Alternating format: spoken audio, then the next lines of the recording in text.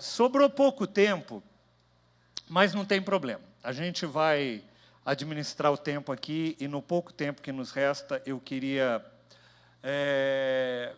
passar a mensagem que nós começamos há 4 semanas atrás, e nós chamamos esta série de Família Cancelada. E por que família cancelada? Porque nós vivemos no meio de uma sociedade que tem tentado cancelar ou tentar destruir princípios, pilares e valores fundamentais daquilo que é a família, do ponto de vista de Deus, né? Até eu não expliquei logo no começo da série, mas eu quero explicar um pouquinho sobre a arte que nós criamos para esta série, né? E ali está uma família tipo Doriana, né? Uma família parece perfeita, feliz, né? Dos anos 70, próspera, né? E é uma família meio caricaturada, né? Uma família que, na realidade, ela não condiz aquilo que nós sabemos que é a família. A família não é algo tão caricaturado desse jeito, né? Então, nós fizemos isso intencionalmente para falar e trazer um pouquinho esse questionamento, na realidade, da caricatura da família, mas, ao mesmo tempo, falar que existe um modelo em Deus, que é o modelo perfeito de família. E eu comecei essa série e vou terminar ela falando novamente sobre isso. Todos nós que estamos aqui vivemos numa família, viemos de uma família, constituímos uma família, e nem sempre as coisas nas nossas famílias correram do jeito que nós gostaríamos. Houveram percalços, às vezes você não foi o pai que você queria, a mãe que você queria, talvez você não tenha sido o esposo, a esposa que você deveria, o filho, etc. E nós não estamos aqui para trazer condenação, julgamento sobre a vida de ninguém. Porque eu creio num Deus, que Ele é capaz de entrar na nossa vida. E aonde nós estamos, Ele colocar uma vírgula e continuar escrevendo a nossa história. O fato das famílias, que são compostas de pessoas caídas, pessoas que têm as suas falhas, e consequentemente as famílias têm suas falhas, o fato de as famílias terem problemas, isso não significa que a família é uma instituição em que nós devemos desacreditar. Pelo contrário, né? Nós devemos crer e investir nisso que é o propósito e o plano de Deus para a humanidade. A Bíblia vai começar falando sobre família, vai terminar falando sobre um casamento, sobre uma grande família, e a Bíblia vai mostrar ao longo da história famílias às vezes disfuncionais, mas que foram usadas ao longo do tempo para cumprir o plano e o propósito de Deus ao longo da história. E assim são as nossas famílias. Então, o intuito desta série é a gente também fazer uma radiografia do mundo que nós vivemos, daquilo que nós estamos, da sociedade onde nós estamos inseridos, e a gente poder se posicionar diante dessa sociedade. Talvez muitas das coisas que eu tenho citado aqui não sejam presentes em muitas das famílias que aqui estão, mas com certeza você tem sido bombardeado muitas vezes por alguns conceitos, por alguns princípios. Nossos filhos têm sido bombardeados, e nós precisamos saber, né, entender a razão da nossa fé e os nossos valores, para que nós possamos ter a nossa fé fortalecida diante de todos os bombardeios que vêm sobre a nossa casa, sobre a nossa vida e sobre a nossa família. Amém? Então, eu queria dar prosseguimento. Não está funcionando aqui, Tefi? Passou? Ah, passou. Né? Tá. Eu li para vocês o texto ali de Timóteo, quando ele diz que nos últimos dias sobrevirão tempos terríveis. Os homens serão egoístas, avarentos, presunçosos, arrogantes, blasfemos, desobedientes aos pais, ingratos, ímpios e sem amor pela família.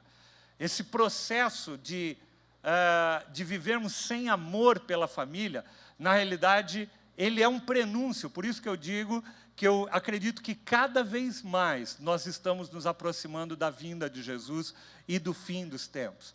Porque a falta de amor pela família é algo que tem crescido nos tempos em que nós vivemos, né? E não é só a falta de amor, mas é muitas vezes o ataque que a família vem sofrendo, né? Serão irreconciliáveis, caluniadores, sem domínio próprio, inimigos do bem, traidores, precipitados, soberbos, mais amantes dos prazeres do que amigos de Deus, tendo aparência de piedade, mas negando o seu poder, né? Por isso que a gente precisa voltar, sempre que a gente tiver dúvida, né? Você não corre lá para o chat GPT. Sempre que você tiver dúvida, você faz o seguinte, você corre para a Bíblia. Porque não é o chat GPT que vai te dar as respostas que você precisa para a tua vida. É a palavra de Deus. Por sinal, eu não sei quantos ouviram, né? Há um grande pensador e filósofo judeu, esqueci o nome dele, mas que ele está fazendo uma proposta, ele é um representante da ONU, e ele está fazendo uma proposta de reescrever a Bíblia e criar uma Bíblia que seja comum a todas as religiões. Então, a ideia é fazer uma Bíblia politicamente correta, que possa ser inclusiva e que não toque em assuntos polêmicos e que abarque todos os tipos de religião. Isso é algo que está sendo já discutido. E a gente vê esse e outros sinais como provas, né, de que nós estamos realmente caminhando para o fim dos tempos. Mas nós temos a palavra de Deus. Então, quando nós temos dúvidas sobre alguma coisa, é na palavra de Deus, que é o que Paulo diz a Timóteo: toda a Escritura é inspirada por Deus e útil para o ensino, para a repreensão, para a correção, para a instrução, para que o homem de Deus seja apto e plenamente preparado para toda boa obra, né? Semana passada, o pastor Dinardi falou um pouco sobre filhos, né? Foi tremendo, eu tive a oportunidade de assistir. Ele falou um pouquinho sobre 6 hábitos, né, para a gente investir na vida dos nossos filhos, né? Criar lembretes tangíveis, estar presente física e regularmente, né? Aprender as palavras que eles precisam ouvir, contar histórias para inspirá-los, investir na diversão, né? Ajudá-los a viver em comunidade, né? Esse é um tópico muito importante, que cada dia mais nós precisamos investir, como eu disse, para que os nossos filhos tenham uma tribo. O pastor Dinardi usou essa expressão da tribo, né? Mas é muito importante, gente, porque os nossos filhos, as nossas crianças, elas estão no mundo que não fala, que não tem os mesmos princípios e os mesmos valores que você tem tentado colocar na vida deles. Os amiguinhos deles de escola, muitas vezes, não vão ter esses valores. A casa dos amiguinhos deles não vão ter esses valores. Por isso que é tão importante nós termos a nossa tribo, a comunidade de fé. Por isso que é tão importante os teus filhos estarem na igreja, verem que tem outras crianças que creem nos mesmos princípios e nos mesmos valores que eles. E quando eles forem visitar e passar uma tarde na casa de um amiguinho, também da igreja, e ele vai ter ali, os pais desses amiguinhos vão ter os mesmos princípios e os mesmos valores que você tem colocado. Veja a importância disso, né? Cada dia mais, amados. E isso tem sido cada vez mais importante na formação e na preservação dos nossos filhos e das nossas crianças. Então, ter uma comunidade de fé, ter uma tribo, né, que tenha o mesmo princípio e o mesmo valor que você, é algo muito importante. E a gente, quando a gente fala de família cancelada, a gente fala de filhos, a gente vive muito um dilema, né? Tem muitos pais. A gente veio de uma geração, eu não sei você, né, mas eu vim de uma geração onde você falar de um jeito mais ríspido, um pouquinho mais torto com os teus pais, era algo impensável, né? Ninguém ousava fazer isso. E aí veio toda uma psicologia moderna, e a gente sabe que muitas crianças, talvez alguns de vocês tenham sido, às vezes, até espancados pelos pais, né? Não aquela correção, que é uma correção benéfica, mas tem pais que realmente espancaram seus filhos, deixaram marcas. E eu volto a falar, por causa da disfuncionalidade, nós não podemos deixar de perder a referência correta para a vida dos nossos filhos. E aí, por causa do excesso de correção ou de limites que uma geração impôs, as outras gerações que vieram em seguida acabaram criando um tipo de educação solta, sem limites, que tem gerado filhos, adolescentes e jovens sem limites. E agora você começa, inclusive, a ver livros falando dos danos que a falta de limites causa na vida de um jovem quando ele se torna adulto. Eu queria ler para vocês um trecho de uma coluna de uma mulher chamada Tati Bernardi. Eu não sei quantos conhecem. Ela é escritora, ela é roteirista de cinema e de televisão. Ela é autora, entre outras coisas, de um livro que se tornou filme depois, que diz Depois a Louca Sou Eu. Ela é colunista da Folha de São Paulo. E ela agora, há 3 semanas atrás, publicou uma matéria. O título da matéria é Nada é mais difícil do que educar um filho. E eu quero que você preste atenção, porque essa pessoa é uma pessoa formadora de opinião. Nós estamos falando de alguém que é roteirista. Nós estamos falando de alguém que escreve programas, escreve livros, escreve roteiros de programas de televisão, escreve roteiros de filmes. São pessoas que estão influenciando você, tentando influenciar você, tentando influenciar a vida dos nossos jovens, dos nossas crianças. Eu queria ler um trecho só para que a gente pudesse refletir um pouco. Ela diz o seguinte: Desde bebê, a minha filha fica indignada quando algo não sai exatamente do jeito que ela deseja. Ela me encara com seus olhos enormes, lindos e furiosos. Deixa eu só voltar aqui para essa cena. Lindos e furiosos. Esmaga com a força de 10 mulheres adultas um brinquedo que encontra pela frente e esbraveja, muitas vezes testando novas palavras que saem erradas. Mas ela não perde a grandeza e diz que quer morar sozinha. Ela tem 5 anos. Eu fico fascinada e não disfarço. Se eu repreendo ela teatralizando com semblantes de decepção, nós duas sabemos que eu estou mentindo. A verdade é que eu tenho um respeito profundo, infinito, por tanta intensidade e valentia. Bem, na minha época, isso se chamava rebeldia. E era resolvido com chinelo havaiana. Mas, ela continua e diz assim: muitas vezes, porque infelizmente convivo com adultos, discípulos de livros chatos sobre educação, essas pessoas reprovam o meu desmedido. E segundo eles, o meu equivocado encantamento pela rebeldia da Rita. Faço de conta que tenho muito a aprender e que estou disposta a receber a ajuda de pessoas melhores, mais experientes, mais maduras do que eu.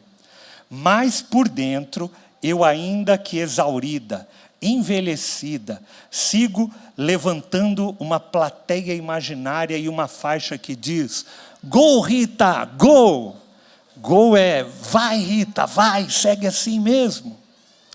Meu pai, que aos 82 anos anda com certa dificuldade, mancando, um dia estava na sala conversando com alguns amigos meus.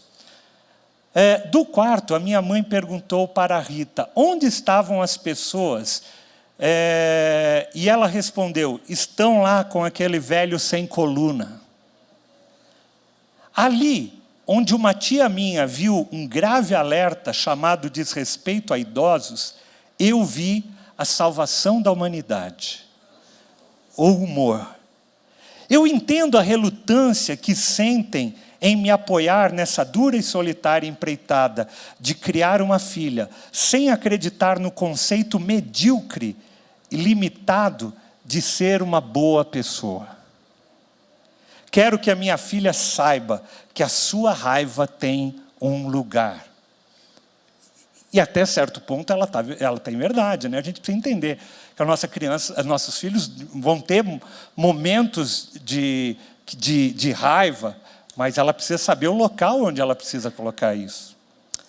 E que a impetuosidade, a criatividade, a loucura, o ciúme, a inveja, e tudo isso tem o seu lugar. E nenhum desses lugares é a minha bochecha recebendo um tapão da mãozinha aberta dela. Mas sobre isso estamos em negociação constante. Eu sei que chegaremos lá. Todas as suas partes feias e imperfeitas também moram e se alimentam e dormem nessa casa.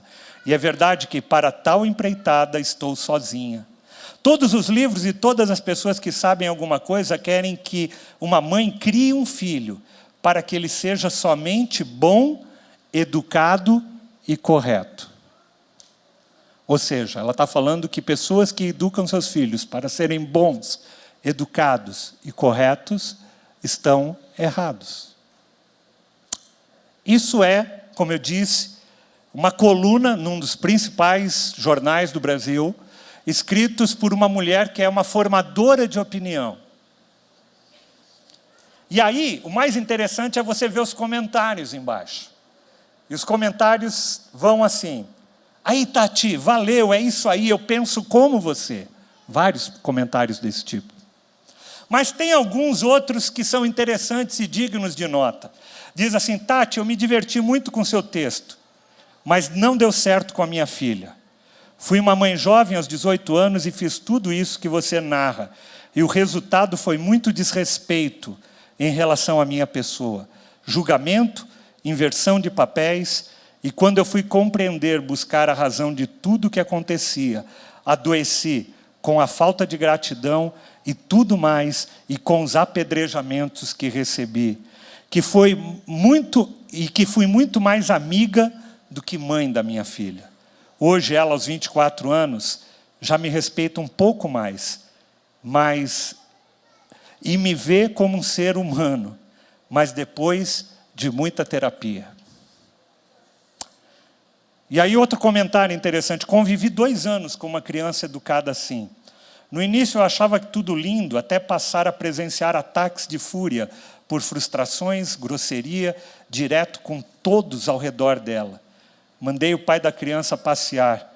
Ele não dava limites para crianças, mas eu dei para ele. Um outro comentário interessante: bota a Tati Bernardi para dar aula em uma turma de 5ª série, que ela vai rever todo esse texto e o seu posicionamento em 1 semana, eu aposto.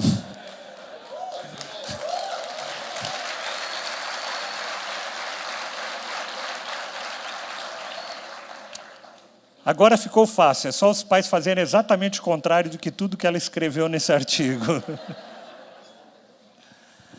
Eu quis trazer isso porque isso chegou até mim e eu fiquei muito impressionado com o mundo, como os pais estão perdidos. Eu até li um outro artigo, que eu não vou ler aqui para vocês, mas ele, em vez de falar sobre crianças sem limites, ele fala sobre pais sem limites. Os pais perderam os limites. Os pais perderam as referências, os pais perderam a noção.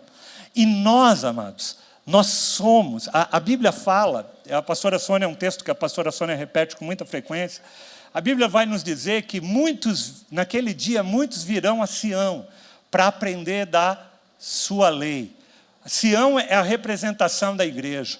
E cada dia mais, o mundo está tão perdido que as pessoas virão à igreja, sabe para quê? Para poder entender por que os nossos filhos são diferentes, por que o nosso casamento é diferente, por que o seu marido é diferente dos outros, por que a sua esposa é diferente daqueles, por que a tua família é diferente. E as pessoas vão querer entender o que é que está por trás disso.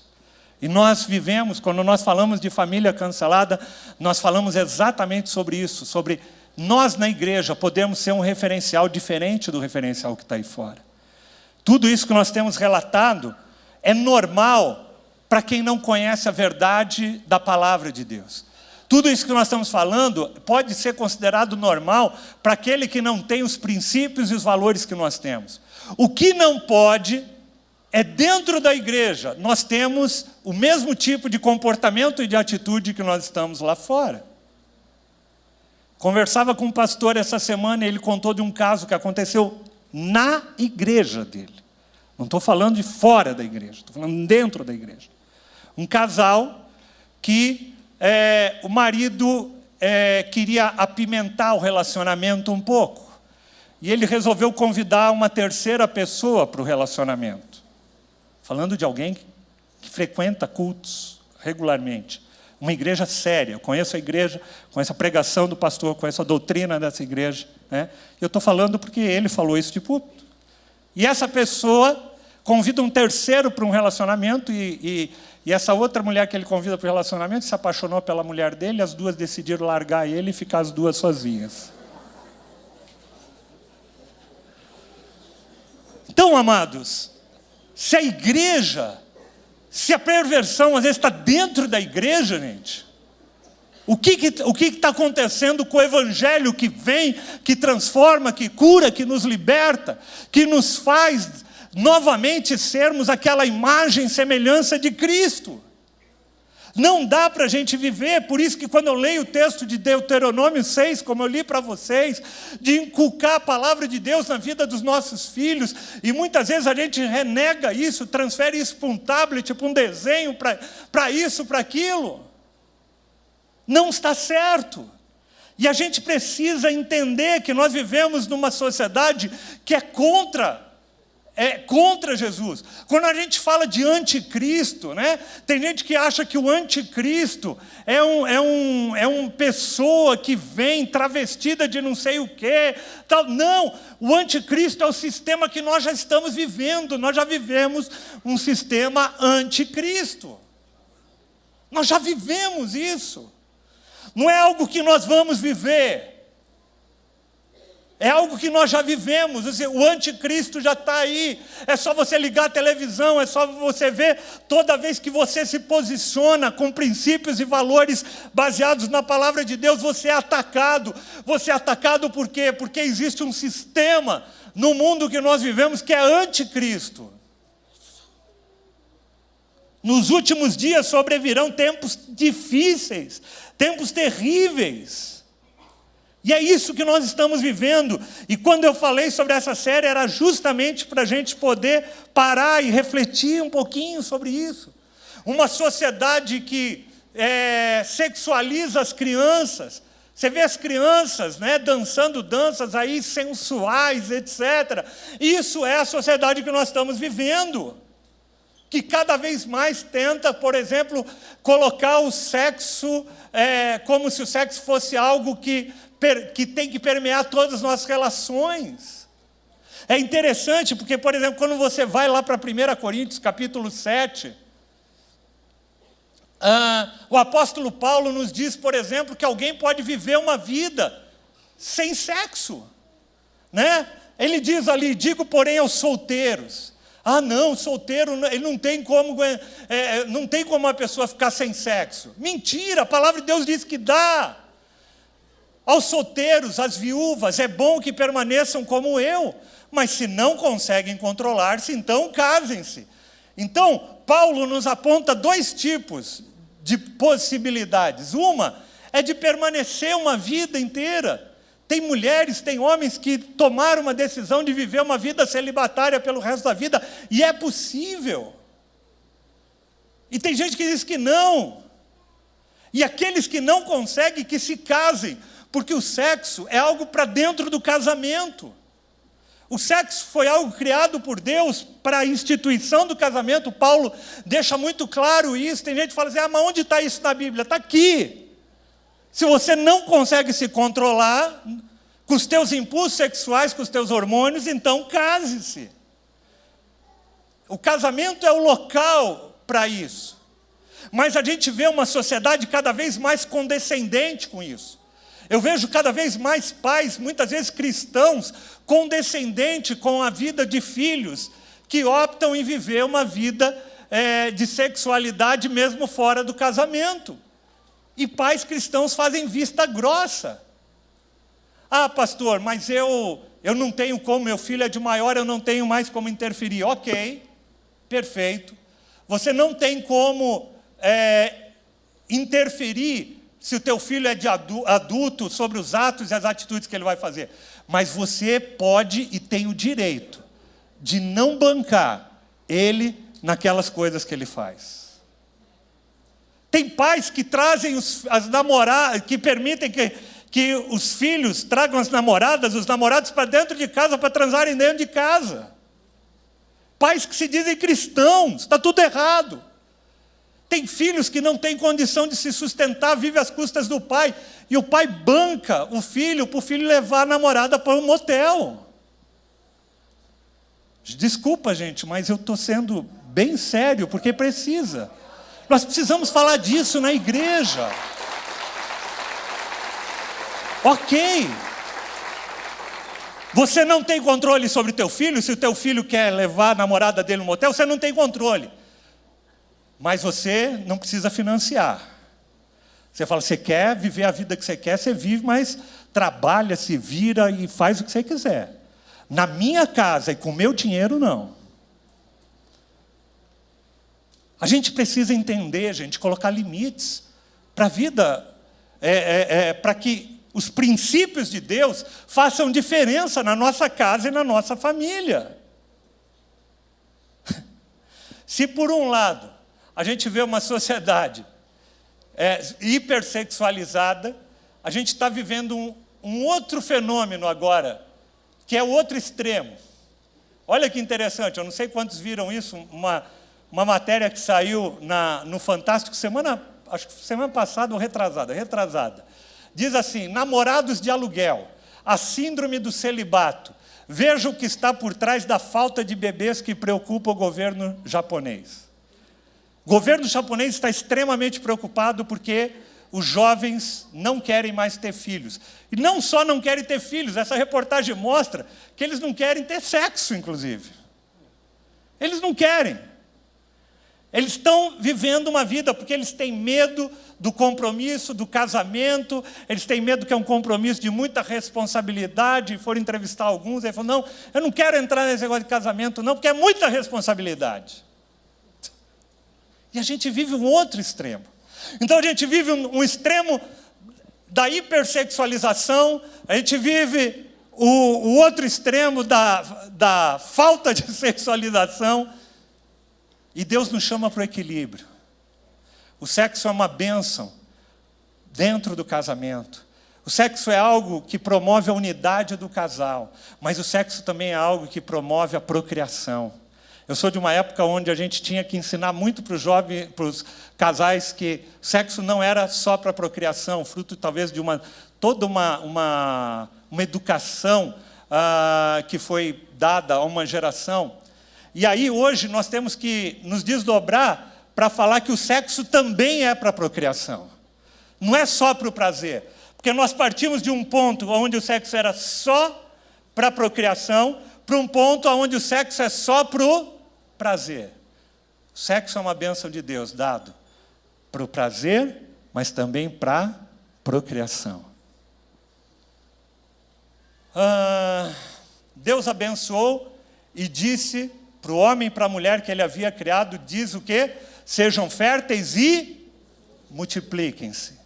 Multiplicação está dentro do projeto original de Deus. Gente, nós estamos, toda essa série, em cima de 3 capítulos só de Gênesis. Eu não quero fazer um tratado enorme, é só a gente ir para a origem de tudo e ver o que Deus planejou. Deus abençoou homem e mulher para que eles sejam férteis e multipliquem-se. A multiplicação faz parte do mandado e do projeto original de Deus.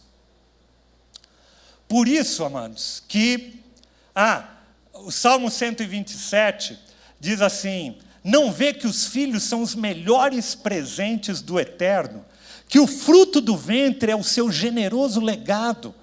Eugene Peterson escreve ali na versão da Bíblia Mensagem. Por isso, amados, que quando nós vemos uma sociedade falando em relacionamentos, em casamentos homoafetivos, e a gente vai para a palavra de Deus, a gente não encontra respaldo na palavra de Deus que dê respaldo a uma relação homoafetiva. A Bíblia diz que Deus criou o homem à sua imagem, a imagem de Deus o criou. Ele criou o quê? Homem e mulher. Foi isso que Deus criou. Deus não criou outros tipos de gêneros. Deus criou homem e criou mulher. Volto a dizer, nós estamos aqui em Gênesis capítulo 1, a criação de todas as coisas. O plano bom, perfeito e agradável de Deus. O plano que Deus olhou e falou que tudo aquilo que Ele havia criado era bom. Então, dentro desse plano original de Deus, Ele diz, Deus os abençoe e lhes disse, sejam férteis e multipliquem-se. Um casal homoafetivo pode se multiplicar? Não. Então ele não faz parte nem na postura dele e nem na forma da união desse casal. Eu fiquei impressionado, gente. Quando eu preparava a palavra, eu me lembrei de um dicionário que eu usei há muito tempo atrás, quando a gente tinha escola, que é o dicionário Webster. Não sei quantos conhecem, o dicionário Webster, nos Estados Unidos, ele está para o americano, assim como o Aurélio está para o português. O Webster é sinônimo de dicionário. Então, às vezes a gente tem o hábito, né, de falar, vai procurar no Aurélio, né? Agora o pessoal já nem usa mais dicionário, mas na época que usava dicionário, vai procurar no Aurélio. Nos Estados Unidos, vai procurar no Webster. O Webster é o dicionário mais conhecido. E o Webster é um dicionário que foi sofrendo mudanças ao longo das edições dele. Mas tem uma edição em particular, que é a primeira edição do dicionário Webster, de 1828, que até hoje você pode entrar depois na internet e pesquisar, ele está lá disponível. E eu fui procurar no dicionário Webster de 1828 a definição de casamento. Olha que interessante. É o ato de unir um homem e uma mulher para toda a vida. Estou falando de um dicionário técnico, um dicionário usado nas faculdades. Casamento. A união legal de um homem e uma mulher para toda a vida. O casamento é um contrato civil e religioso, pelo qual as partes se comprometem a viver juntas em afeição e fidelidade mútuas, até que a morte os separe.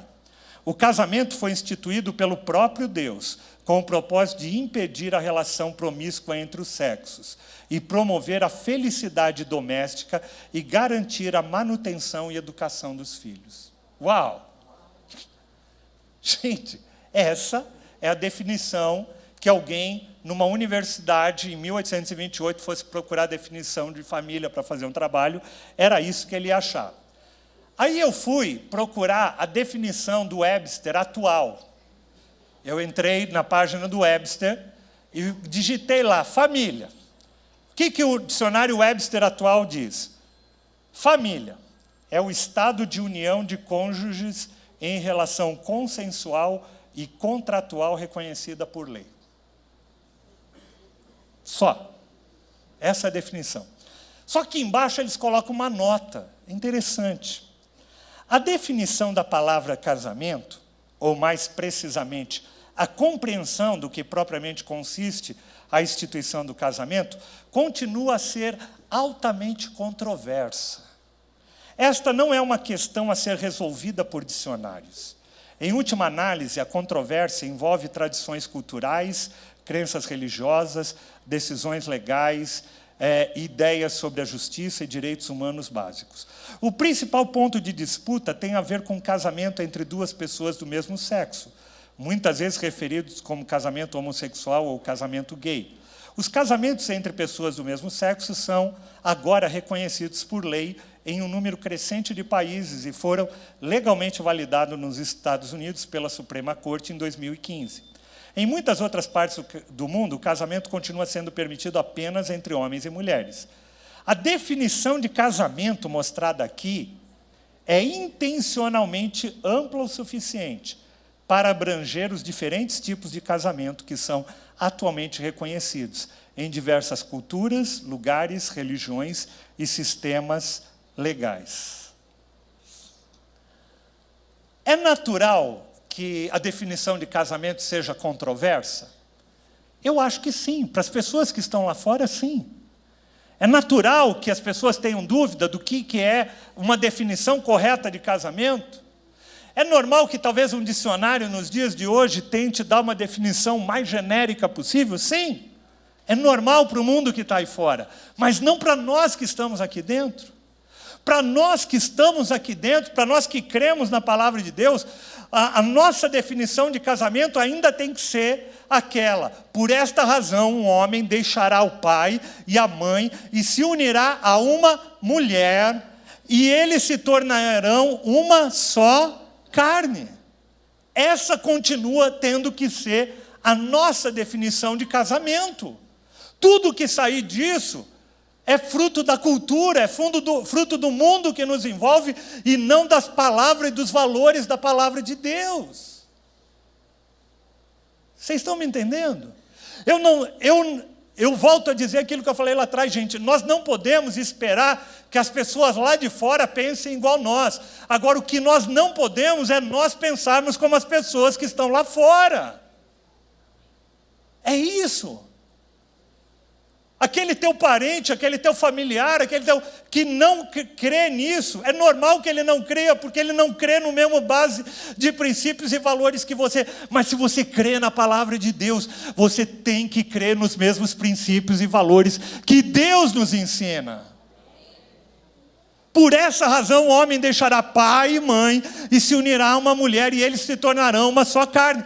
Essa é a definição de casamento bíblico que Deus criou, o modelo perfeito que Deus criou.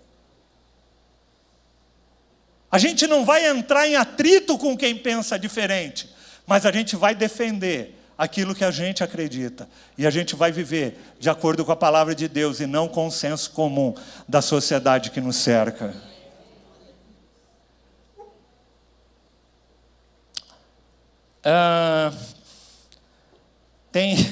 Mais uma vez eu não vou conseguir terminar tudo que eu queria falar. Deixa eu ver aqui. Eu vou correr aqui 2 pontos rapidinhos. A gente falou sobre relações, eu comentei um pouquinho, bem por alto, relações abertas, né? E poligamia, né? Relações abertas. Como eu disse, tem muito jovem, gente, dentro das igrejas, que estão vivendo relações abertas. Ele não só tem um relacionamento, às vezes, íntimo com o seu namorado, com a sua namorada, como tem relacionamento, às vezes, com outros. E a gente, às vezes, faz vista grossa para isso. Às vezes, a gente se veste um pouco de hipocrisia, né? Às vezes a igreja toma alguns temas como homossexualidade, como isso, e levanta algumas bandeiras e esquece de outras. Se alguém está numa relação homossexual, perante os olhos de Deus, ela é tão pecadora como alguém que está numa relação, um filho que está numa relação heterossexual, fora do casamento. É a mesma coisa. E a gente às vezes dá peso para um e alivia o outro. A gente faz vista grossa. E a gente se esquece da palavra de Deus.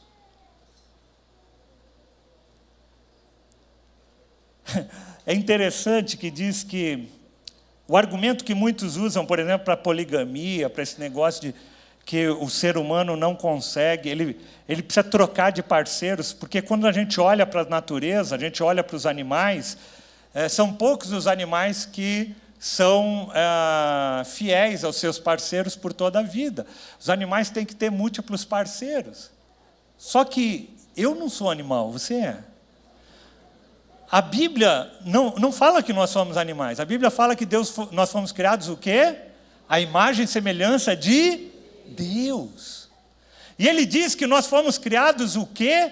Para dominar sobre os animais.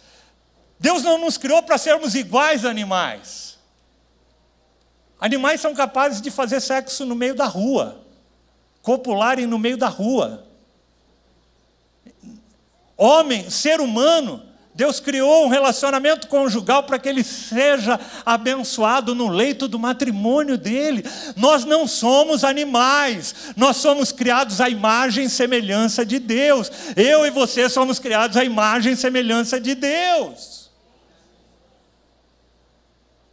Esse mesmo argumento às vezes é usado para um relacionamento homoafetivo. Não, mas no meio dos animais existe relacionamentos entre animais do mesmo gênero.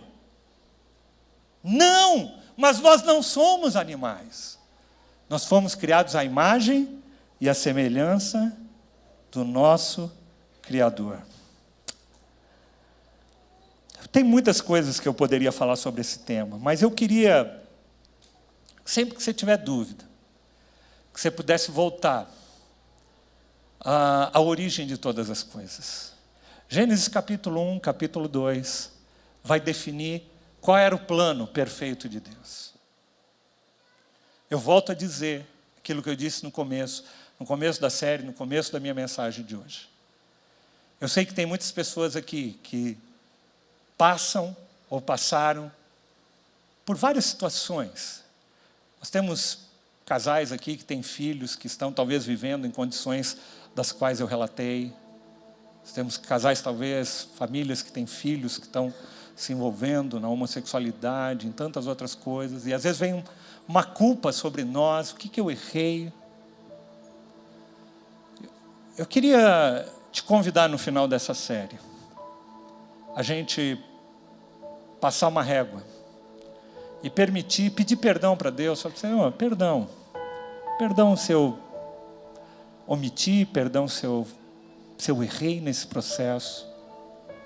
Mas, Senhor, me ensina, me ajuda, com o Teu Espírito Santo, a caminhar daqui para frente. Eu creio na família. Eu creio na instituição que o Senhor criou ali em Gênesis capítulo 1 e capítulo 2. E é com esse foco que eu quero, Senhor. É com esse foco que eu quero, talvez, ajudar a educar os meus netos, os meus sobrinhos, os meus filhos, conduzir o meu casamento, a minha vida, daqui por diante. Sabe, amados, toda vez que a gente volta com o nosso coração grato para a presença de Deus, o Senhor nos acolhe e nos dá a oportunidade de a gente continuar uma nova trajetória. Eu queria que a gente pudesse refletir nesse momento. Talvez tenham pessoas aqui que têm me ouvido ao longo dessas 3 semanas que eu ministrei e falado, eu não concordo com o pastor.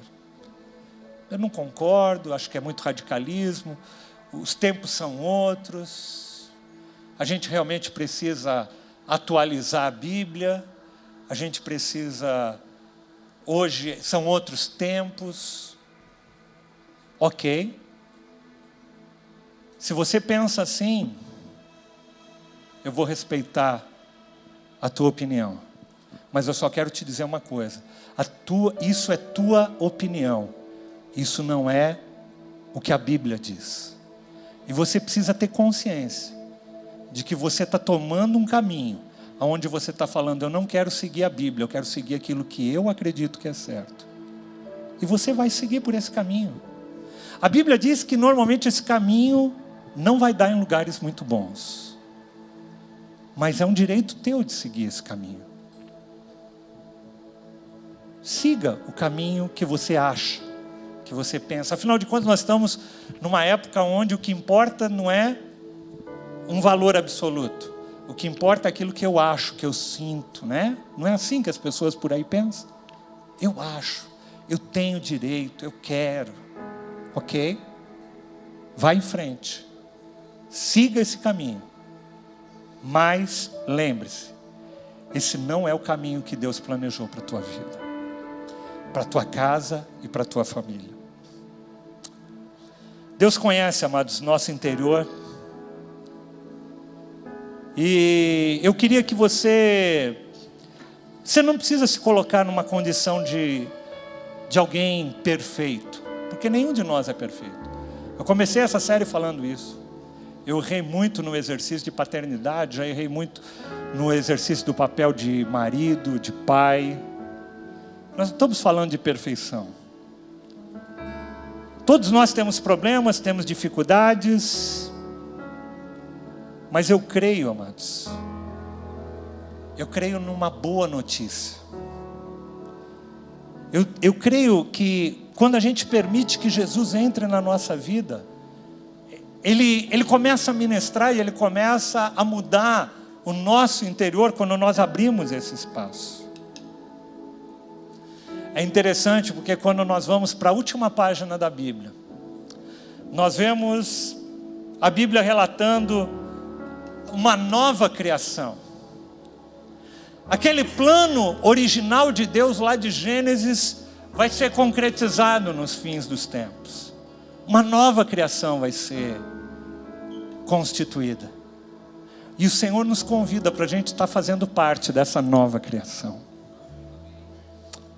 Através do sacrifício de Jesus Cristo, Ele está permitindo a gente escrever o nosso nome no livro da vida.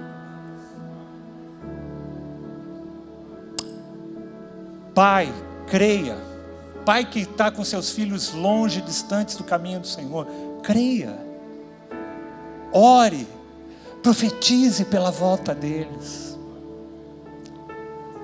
Essa semana mesmo eu tive com um pastor e ele compartilhava a dor do coração dele de ter visto um filho que cresceu ali na igreja com ensinamento, sendo ministrado, e em um determinado momento da juventude resolve largar a mão de tudo e ir para o mundo. E depois de muita oração, 2 anos depois, esse jovem volta para a casa do pai, arrependido, quebrantado, e hoje é um servo de Deus, alguém que tem ajudado a tocar a vida de outras gerações, até através do testemunho das lutas que ele passou. Creia nisso. Ore pelos teus filhos, ore pelo teu casamento, ore pela tua descendência, profetize sobre ela. Eu quero te convidar para você ficar em pé.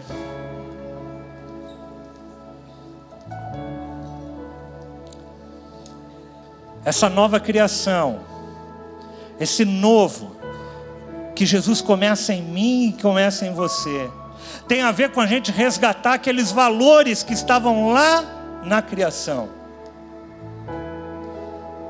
Resgatar aqueles valores que estavam em Gênesis 1 e Gênesis 2. Pai, capacita-nos a vivermos isso a cada dia.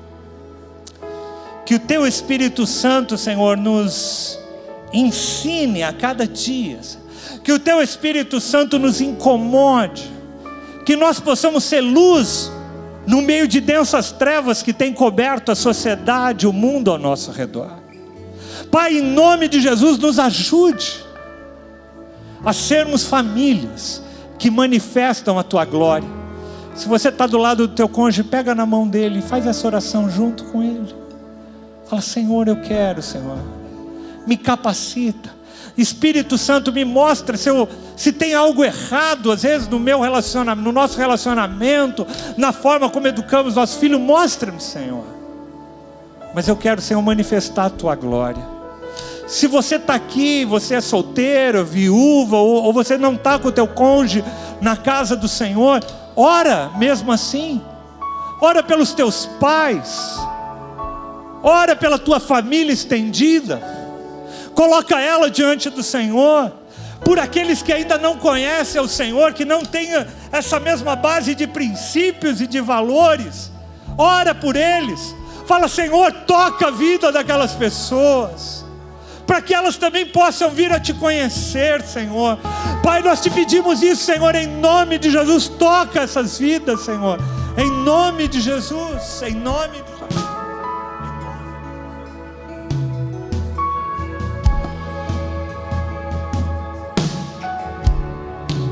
Perdido eu estava, mas você me encontrou.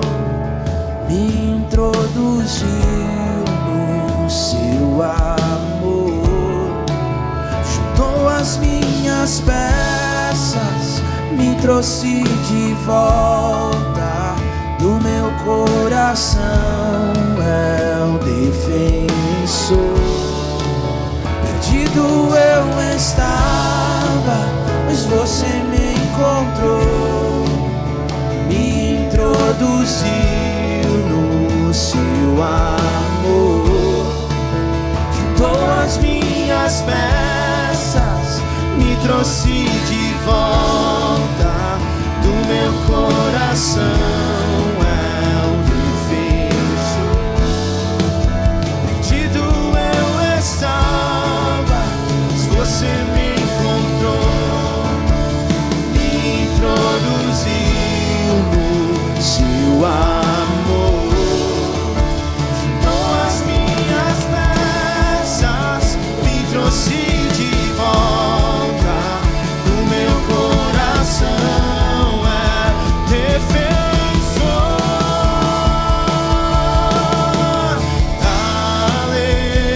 Aleluia, você me salvou, o seu plano é bem melhor.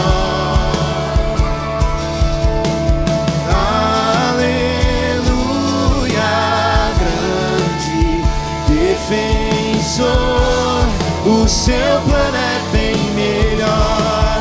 Aleluia, aleluia, você me salvou, o seu plano é bem melhor.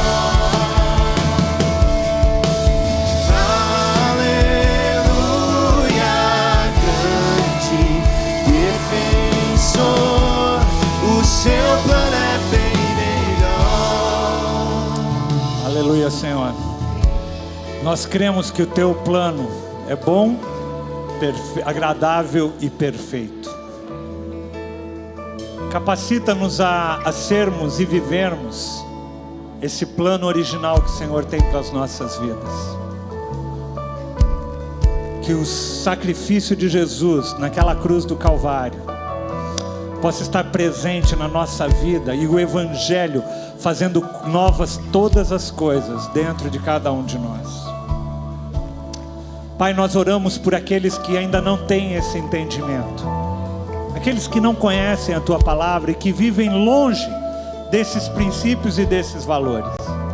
Nós oramos por essas pessoas, para que elas possam ser alcançadas, possam ser tocadas pelo poder do Teu Evangelho, pela Tua graça e pelo Teu amor sobre a vida delas. Toca, Senhor. Nós queremos ver cada vez mais famílias e famílias se achegando a Ti, entendendo e vivendo o bom, perfeito e o agradável vontade e propósito que o Senhor tem para a vida delas. Que o amor desse nosso Deus maravilhoso, que a graça do nosso Senhor Jesus Cristo, que o consolo e a direção do Espírito esteja sobre você, a tua casa e a tua família. Vá na paz do Senhor e que Deus te abençoe. Amém?